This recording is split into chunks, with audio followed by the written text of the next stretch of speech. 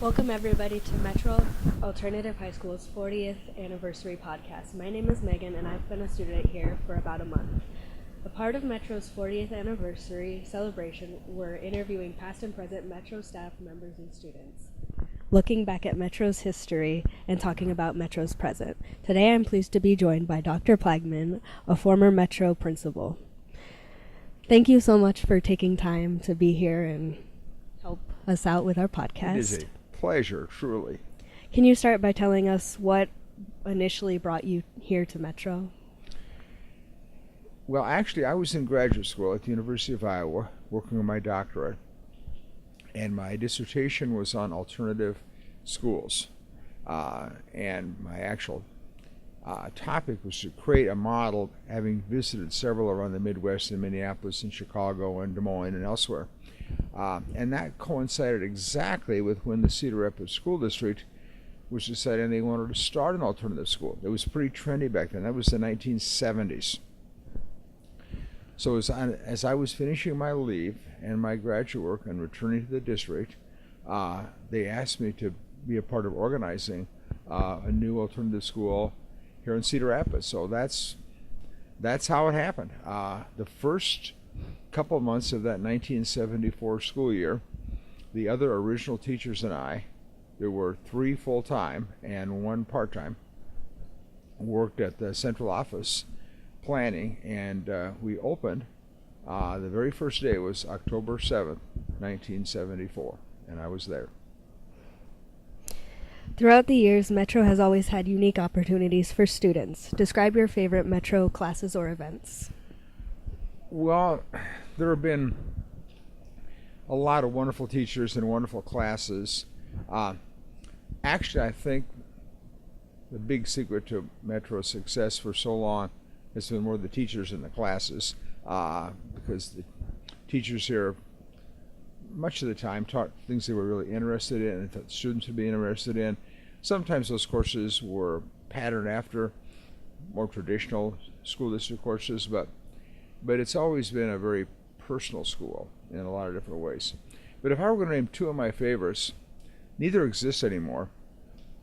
But back in the 1970s, Metro had a garden, a large commercial garden, and students worked at raising the vegetables there and then selling them at City Market, which is where the Czech Museum is now, but it used to be called the Roundhouse. And every Tuesday, Thursday, and Saturday morning, students would get up at 3:30 in the morning and pack the truck. We had a big old cargo van with vegetables and go down. And usually I would go on Saturdays and help sell the produce.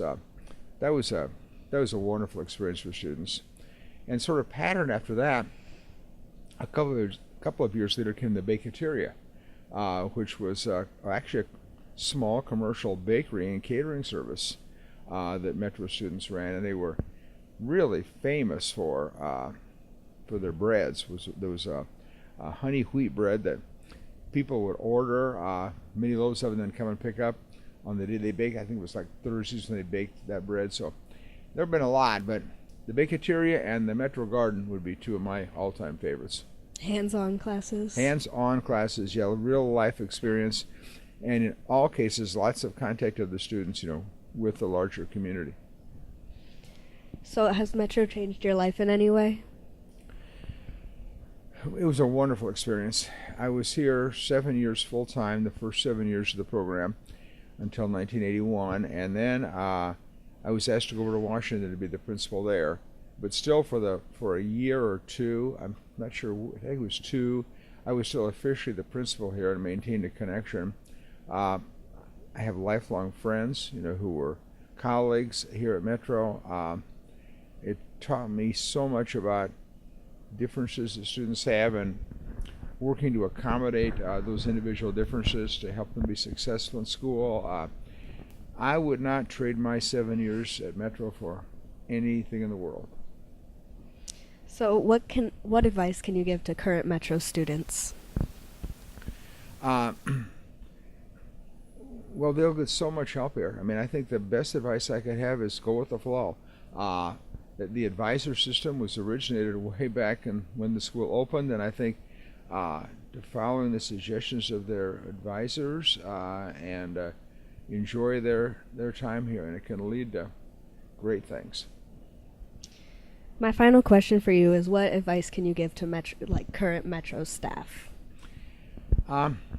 This has got to be an alternative school. We don't need one more conventional high school. We have 3, and they do a fine job. Don't lose the alternative features of Metro.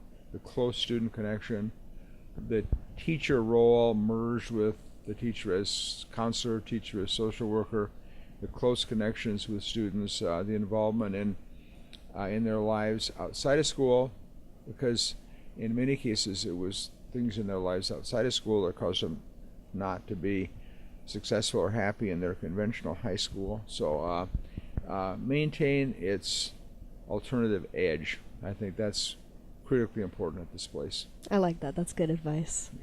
Well, thank you for coming and taking time out of your schedule. Thank you. It was a pleasure. I love your project. Thank you.